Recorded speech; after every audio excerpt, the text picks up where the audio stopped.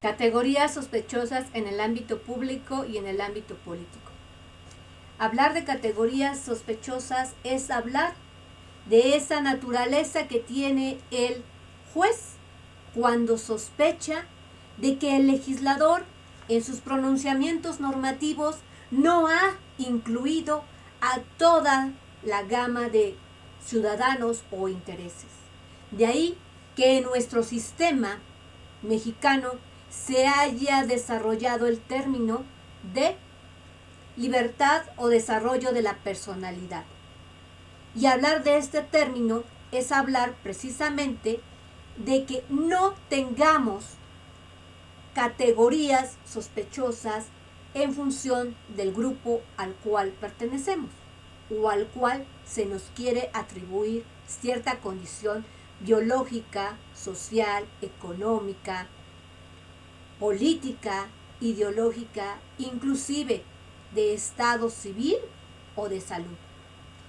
Nuestro artículo primero constitucional, en el 5º párrafo, menciona cuáles podría ser este listado de consideraciones para cometer discriminación, que van desde el origen étnico o nacional, el género, la edad, las discapacidades, la condición social, las condiciones de salud, la religión, las opiniones, las orientaciones sexuales, el estado civil o cualquier otra que atente contra la dignidad y tenga por objeto anular o menoscabar los derechos y libertades de las personas.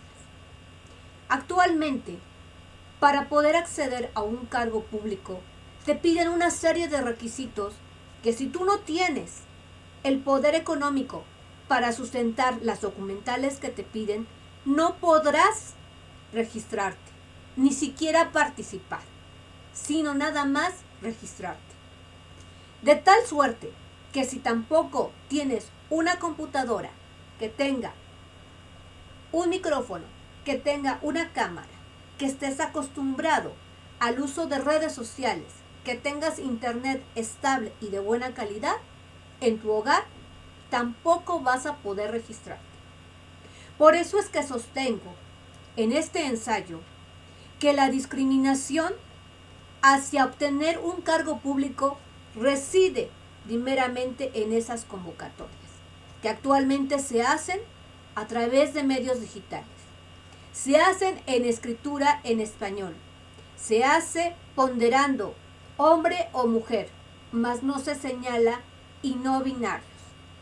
También estamos en la condición de que cuando se enuncian en el idioma español y no se da a conocer en las lenguas indígenas, que por ejemplo, para el caso de Puebla, actualmente con la nueva distritación electoral, ya pasamos de 4 a 7 distritos catalogados como indígenas, tendrían las convocatorias que ser también en esas lenguas, al menos las más predominantes en estos municipios que conforman estos distritos.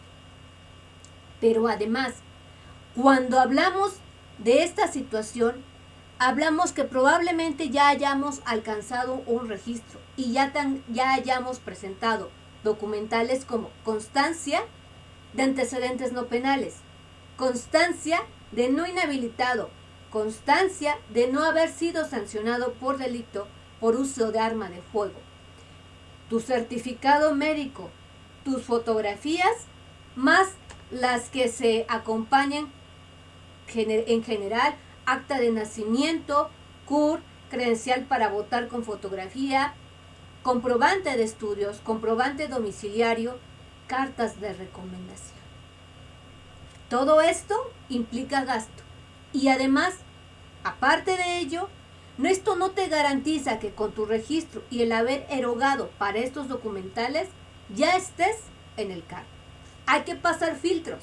En esos filtros, probablemente, como lo comentaba, vas a necesitar una cámara y un micrófono para una entrevista a larga distancia. Y esa entrevista tendrá que ser aislada, por lo cual no podrás estar en un café internet porque habrá más personas y esto no te lo permite. Caso concreto, por ejemplo, la misma convocatoria que se emitió para conformar lo que son las consejerías de los órganos públicos electorales locales. De esta suerte, vuelvo a insistir, desde las convocatorias ya estamos siendo sesgados, ya estamos anulando oportunidades para todos, porque convocatorias como la misma del presente ensayo, ¿quiénes tienen acceso?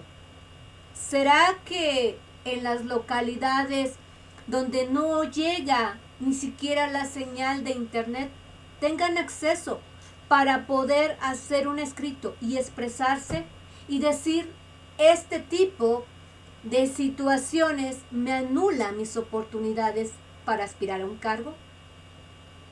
Por otro lado, en el ámbito político, lo mismo sucede. Al interior de los partidos políticos existen corrientes, de las cuales si tú no eres afín a la corriente que mayoritariamente tiene el poder, no vas a ser postulado ni apoyado por ese partido político o apoyada. Porque también, si eres mujer, seguramente, si no es porque existen por parte de los OPLES bloques de competitividad, tampoco te van a apoyar y tampoco te van a dar el acceso para un distrito o una sección electoral más en donde tú puedas tener acceso a desarrollarte.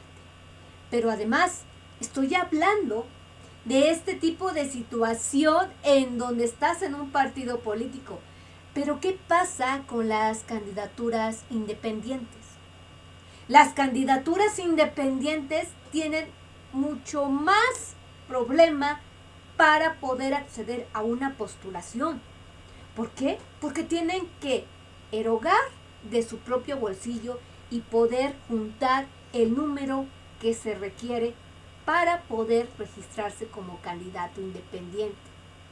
Pero, y entonces surge también esta inconformidad, porque ahora ya tenemos la reelección y entonces la igualdad, o más bien dicho, desigualdad de oportunidades es abismal. Tú no puedes comparar a una persona que se va por parte o principio de candidaturas independientes a aquellos que se van por lo que es la vía de la reelección, porque la misma gestión de tu periodo ya en sí es propaganda para tu postulación.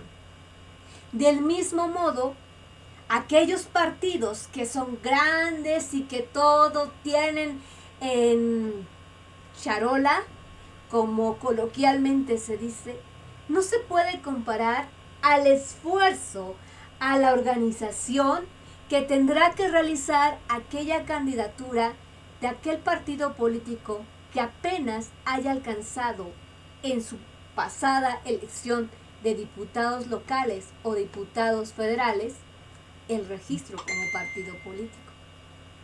Entonces, hablemos de que estos dos términos se llegan a conjuntar y cuando tú quieres acceder a un cargo público, por ejemplo, trabajar en el municipio de Puebla, primeramente, independientemente de si eres una persona titulada, te preguntarán si estuviste en la campaña o si apoyaste a determinado candidato o candidata.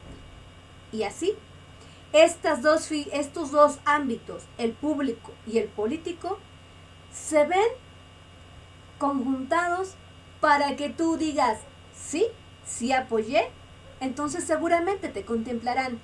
Pero si dices, no apoyé, seguramente, aunque tengas la experiencia, la edad y tengas todo un historial de haber trabajado de manera ética, de manera formal, de manera responsable y honesta en la administración pública, no serás candidato o candidata para aspirar a un cargo público.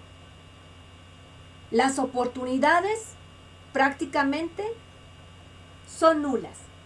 Si además de esto eres de tez morena, eres de estatura corta, si tienes algún tipo de discapacidad, si además por alguna situación tú tienes alguna ideología o pensamiento que te impida estar en este tipo de corrientes políticas. Entonces, en el ensayo, yo lo que digo es, sí se ha avanzado bastante para hacer esta homologación de oportunidades, pero para ello ha tenido que intervenir el Estado y para ello muchas de las ocasiones han tenido que recurrir las personas aspirantes al juicio de amparo para poder tener respeto. Y qué lástima que el acceso a los cargos públicos y a los cargos políticos no sea por mérito, sino sea por nepotismo, no sea por tu trayectoria académica, tu trayectoria política, tu trayectoria como un servidor público, quizás de mando inferior, de mando medio, sino sea por quién es tu amigo, por quién es tu padrino, por quién te invita a formar parte de este órgano, de esta dependencia, de esta institución o de este poder. Entonces, seamos claros, no se da esa máxima. Trato desigual a desiguales, porque necesitan ese impulso, necesitan esa protección. Igual a los iguales. Muy buenas tardes.